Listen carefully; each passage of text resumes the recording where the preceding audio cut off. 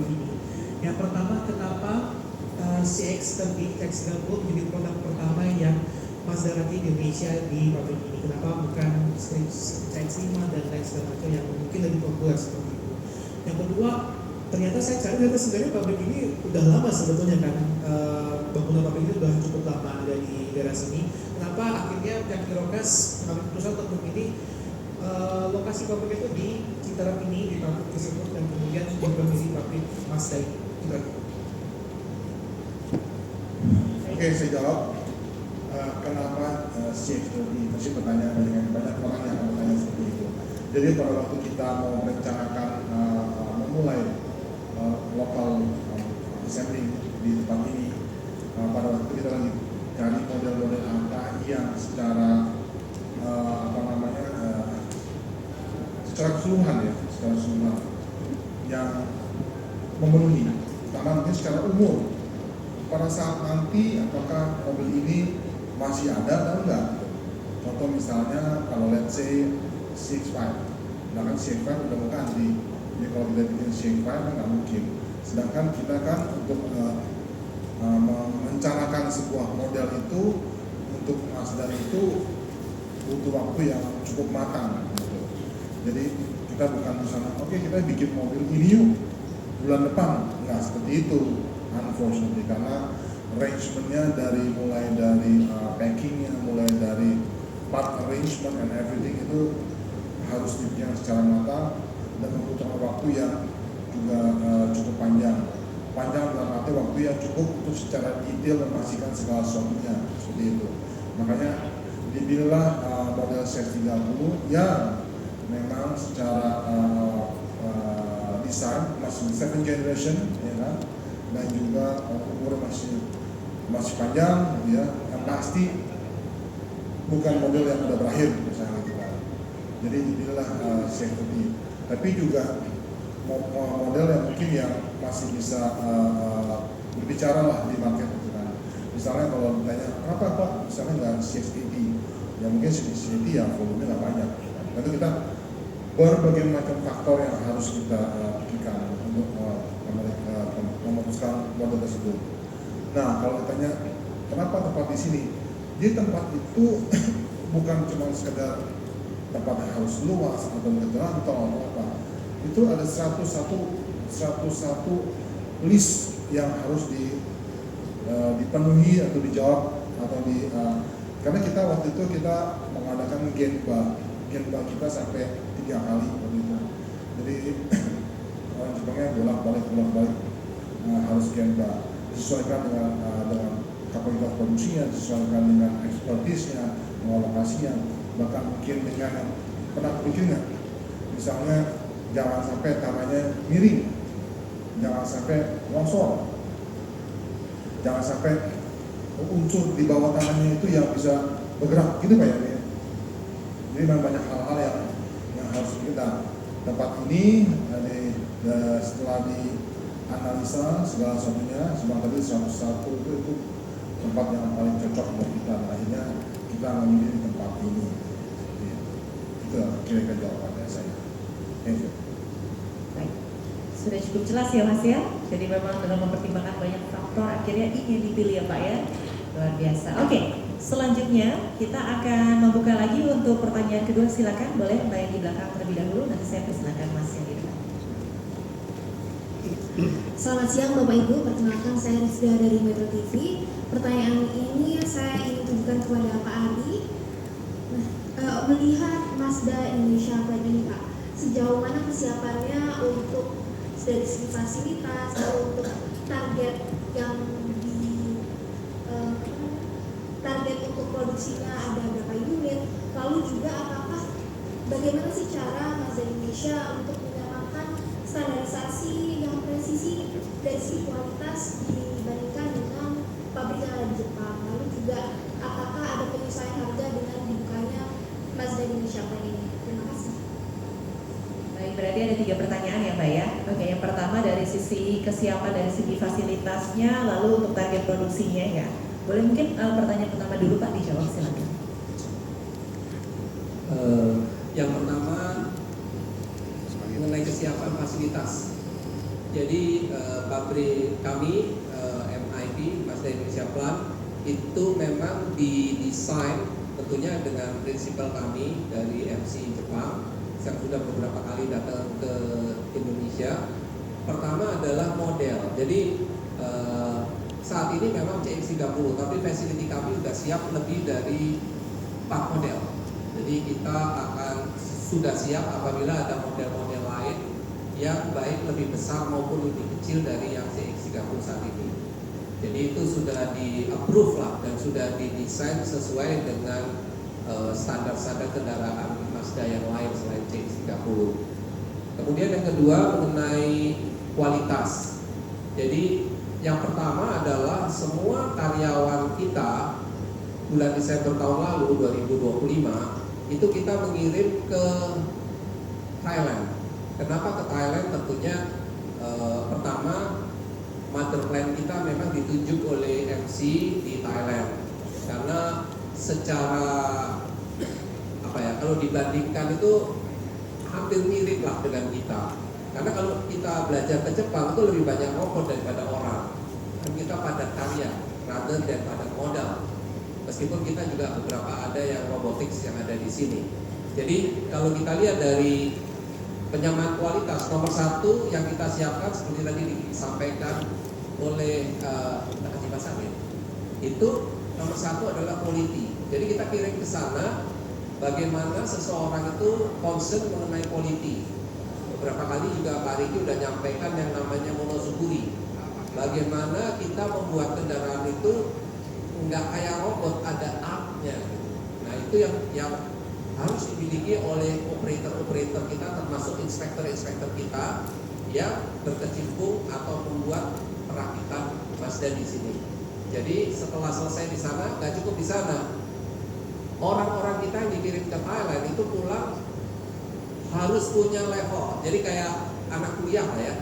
Kalau level minimum lulus itu angka 6, itu paling rendah angka yang kita kirim orang ke sana itu 7, nggak ada yang di 6. Antara 7 sampai 8, 78 rata-rata. Artinya kita sudah diokekan untuk membuat, udah bisa. Tapi itu nggak cukup.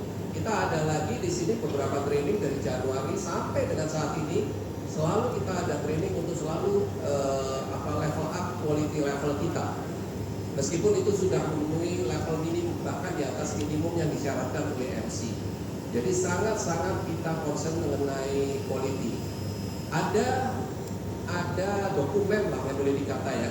Ada dokumen yang bisa kita pakai sebagai standar quality, namanya ISP, Instruction Sheet for Inspector. Jadi di situ bagaimana tiap operator atau inspektor kita itu bagaimana concern mengenai kualitas sesuai dengan standar di Mazda Jepang. Mungkin buat jawaban itu. Tadi izin Pak yang terakhir untuk dari sisi harga apakah ada penyesuaian tadi mungkin? Ya itu Pak Riki.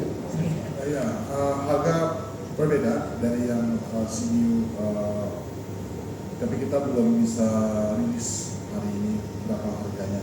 Itu aja lah. Berapa hari lagi sih kita akan ketemu besok? Oh besok masalah aja. Dia surprise. Berarti pastikan besok rekan-rekan media hadir ya Pak ya, Bu ya. Ibu ada yang tambahkan atau sudah cukup? Oke. Baik, kita masih ada waktu untuk tadi masih menggunakan kemeja berwarna merah terlebih dahulu. Silakan.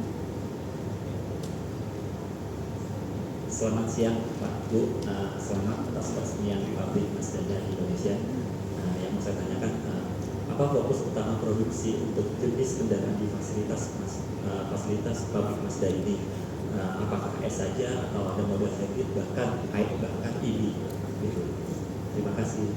Baik, boleh berkenalan dulu Mas, tadi belum tahu namanya. Enda dari Altavan. Mas Eda. Enda. Terima kasih.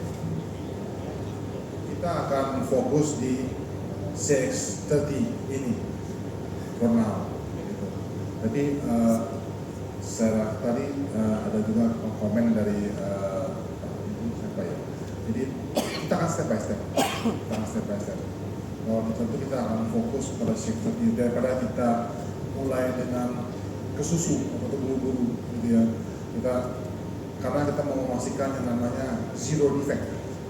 Itu Itu yang selalu menjadi kalau Bapak tanya sama saya, apakah target saya kepada Pak Ari dan the team adalah zero defect, jadi tidak ada defect. Bahkan di video saya kan saya selalu bolak-balik saya bilang 5-6,000 dari Hiroshima, tapi produksinya you will not tell the difference. Itu yang menjadi daripada terburu-buru mengikuti fenomena yang ada. Nah, kamu tahu bahwa Mazda nggak pernah main fenomena, tapi kita we will deliver the commitment. Nah, apakah ada model-model lain? Oh, pasti ada. Yang Pak Ari sudah sebutkan. Bagaimana dengan powertrainnya? Ya bisa aja, bisa powertrainnya bisa mengikuti. Apa tadi kan Pak Dirjen sudah menyampaikan namanya low emission ya, LECV, low emission carbon gitu kan. Ya kita bisa, kami kita bisa ke sana. Tentu kita akan ke sana. Jadi kita akan step by step untuk menuju ke sana di waktu yang tepat untuk Mazda. Tapi for now fokus kita adalah zero defect. Yang penting selalu menjaga kualitasnya itu ya Pak ya, satu persatu tapi zero mistake. Oke, selanjutnya boleh di depan dulu. Silakan untuk Mbak yang menggunakan baju warna biru navy ya. Silakan. Congratulations on your marketing. Sorry, my bahasa is not that good. That's Tapi fine. saya coba pakai bahasa Indonesia. Nama saya Yohana dari NNA Indonesia, media Jepang. Saya melihat data Gaikindo jelas bahwa seri CX laris manis, tetapi dengan penjualan CX3 yang bagus, di mana Mazda melihat peluang bisnis dalam memproduksi CX30 secara lokal, sama apa saja keunggulan CX30, sama di mana permintaan pasar Indonesia. Oke, peluang sih pasti selalu ada, ya peluang selalu ada. Jadi kalau kita tahu di marketing kan selalu ada namanya product and price and promotion. Tentunya itu yang menjadi fokus utama kami, terutama untuk ya our locally assembled produk yang di sini di plant ini. Gitu. Kita akan Ibu Via dan tim marketing sudah mempersiapkan segala sesuatunya untuk segala the 4P's marketing untuk memastikan bahwa kita bisa berbuat maksimal di market untuk model ini itu. Dan keunggulan dari CX-30 yang pasti nomor satu yang saya nggak pernah bosan adalah kode desain. Mobil Mazda selalu dari mata turun ke hati. Jadi banyak orang yang kalau mobil kebanyakan buru-buru lihat brosur kita respect, tapi kalau kita untuk memanjakan mata, tapi bukan berarti tidak respectnya, speknya juga melimpah. Jadi itu. Jadi we always say kode design first, then after you try, then the Jinba type. Itu selalu yang menjadi filosofi kita selalu. Dan semua mobil Mazda, apalagi 7th generation produk selalu dua itu sih keunggulan kita. Mungkin saya menambahkan sedikit.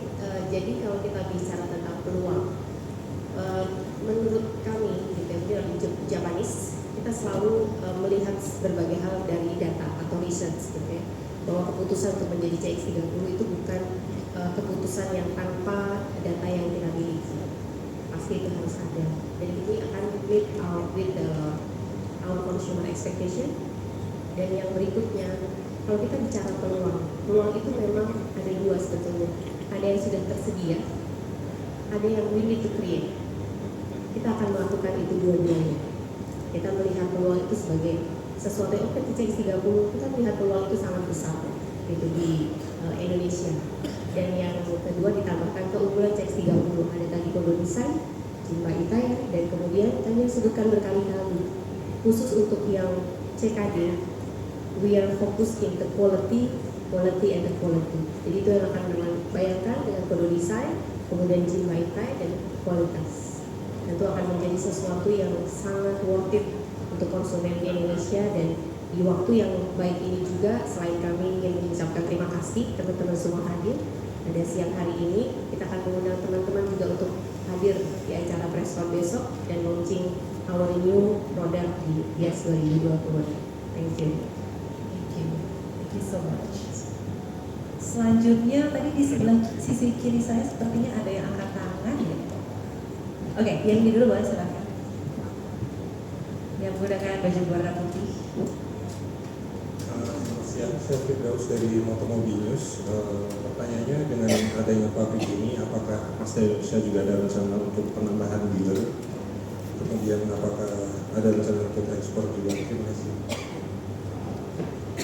Ya, tambah dealer pasti ada, ya, tambah dealer pasti ada. Jadi memang kita punya item plan, kita udah ada rencana untuk menambah dealer di depannya. Even di tahun ini aja kita ada akan menambah beberapa dealer. Nanti kita belum bisa diskus kapan dan di mana, tapi saya akan undang Bapak Ibu untuk datang untuk peresmian dealer kita di Indonesia. Terus rencana ekspor, ya bisa aja. Jadi ini adalah tadi adalah step by step bahwa kita akan fokus pada kualitas, visual effect gitu kan. Setelah setelah cukup launcher ya bikin mobilnya, dan kita akan menambah varian. Setelah itu atau menambah model, setelah itu ya bisa ya kita ekspor bila ada peluangnya atau bila regulasinya menunjang. Gitu. Jadi tidak tutup mata, tidak memungkiri bisa. Baik, terima kasih banyak. Selanjutnya kita masih ada waktu, boleh yang menggunakan topi di paling belakang. Terima kasih kesempatannya sebelumnya. Sebelumnya juga congratulations untuk Mazda Indonesia dan juga Eurocars atas pabrik Mazda Indonesia ini yang sudah sangat ditunggu-tunggu. Masih ingat banget 2024 waktu itu sempat ada doorstop ke Pariki juga mau ada pabrik. Sekarang udah 2026. Genap 2 tahun lah ya, karena itu waktu itu pas GIAS. Jadi udah tercapai lah setelah 2 tahun ini nih, luar biasa sekali.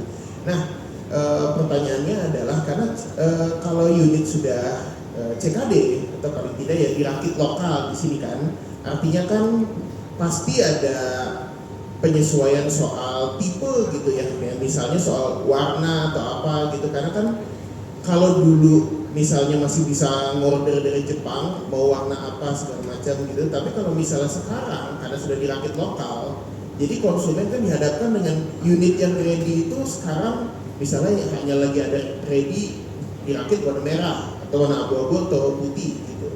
Nah, kira-kira untuk saat ini forecastingnya seperti apa gitu di Indonesia? Apakah diprioritaskan rakit unit yang warna apa aja gitu? Apakah fokus ke merah atau abu-abu atau gitu atau gimana? Karena kan sekarang udah nggak seperti dulu bisa pesen dari Jepang ke Thailand gitu. Sementara sekarang harus mengandalkan unit yang sudah dirakit di sini. Jadi pasti ada perencanaan produksi dan forecasting. Kalau dari pabrik Mazda Indonesia sendiri itu seperti apa? Apakah memang sudah ada forecastingnya sebelumnya, perencanaannya kurang lebih segitu Pak? Terima kasih Pak. Boleh berkenalan dulu Mas dengan Mas siapa namanya? Oh iya, saya Alvin dari Laknat. Sorry maaf terlalu bersemangat sekali. Terima kasih Mas Alvin. Di dalam dunia otomotif itu sangat sudah sangat biasa dengan yang namanya forecasting. Jadi forecasting itu bukan dari distributor, tapi dari level dealer. Nah, di dealer pun juga mereka punya yang namanya sales funnel. Jadi semuanya bermulai dari yang namanya sales funnel. Di sales funnel itu biasanya terdiri dari ada yang namanya cold prospect, hot prospect, SPK, terus dia DO gitu ya. Jadi ada sebelum menuju DO, sebelum menuju retail sales, biasanya SPK dulu. Bahkan sebelum SPK ada namanya hot prospect atau cold prospect. Nah, seorang salesman di sebuah dealer yang handal, dia yang piawai, dia udah punya yang namanya sales instinct. Nah, para branch manager biasanya mengumpulin dari forecast dari masing-masing salesman yang mereka juga harus submit yang namanya cold prospect and hot prospect itu, dan si salesman ini bisa mentranslate menjadi oke, dari hot prospect misalnya 8 8 prospek untuk tipe warna ini, berapa yang menjadi SPK. Nah, di SPK pun juga ada namanya delivery time. Nah, ini semua informasi ini yang akan diolah oleh dealer untuk melakukan yang namanya fixed order. Gitu. Jadi dealer akan fixed order. Nah, hal ini juga dilakukan baik via CBU maupun CKD. Jadi walaupun mobilnya CBU, basically fixed order, forecasting, sales funnel berlaku hal yang sama. Gitu. Kalau tadi dibilang warna kita ada 5 Pak ya? Ada 5. Kita ada 5 warna yang tersedia dirakit di Indonesia.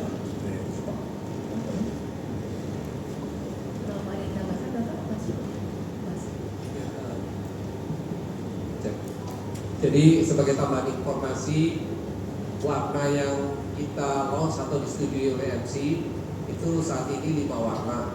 5 warna itu mungkin saya kurang hafal ya, tapi kira-kira ada merah tentunya, kemudian ada masin grey, ada putih, ada 2 lagi yang mungkin, tapi anyway ada 5 warna yang saat ini populer di brand Mazda.